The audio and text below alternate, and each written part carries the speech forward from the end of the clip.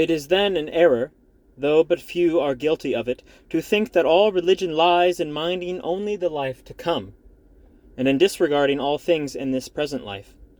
All true Christians must seriously mind both the end and the means of attaining it. If they believingly mind not the end, they will never be faithful in the use of the means. If they be not diligent in using the means, they will never obtain the end.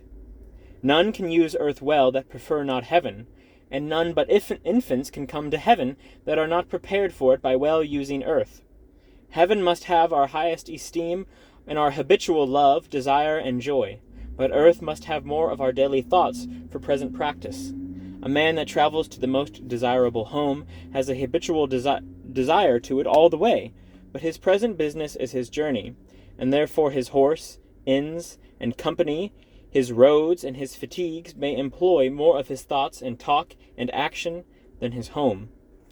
I have often wondered to find David, in the Psalms and other saints before the coming of Christ, express so great a sense of the things in this present life, and say so little of another, making so much account of prosperity, dominion, and victories on the one hand, and of persecution and the success of enemies on the other hand.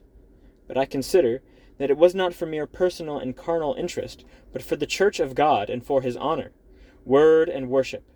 For they knew if things go well with us on earth, they will be sure to go well in heaven. If the militant church prosper in holiness, there is no doubt but it will triumph in glory. Satan does much of his damning work by men as his instruments, so that if we escape their temptations, we escape much of our danger. When idolaters prospered, Israel was tempted to idolatry. The Greek church is now almost swallowed up by Turkish prosperity and dominion. Most follow the powerful and prosperous side, and therefore, for the glory of God and for our own everlasting salvation, we must, while upon earth, greatly regard our own and much more the church's welfare. Indeed, if earth be desired only for earth, and prosperity be loved only to gratify the flesh, it is the certain mark of damning carnality and an earthly mind. But to desire peace and prosperity, and to have power in the hands of wise and faithful men, for the sake of souls, the increase of the church, and the honor of God, that his name may be hallowed, his kingdom come, and his will be done on earth as it is in heaven, this must be the chief of our prayers.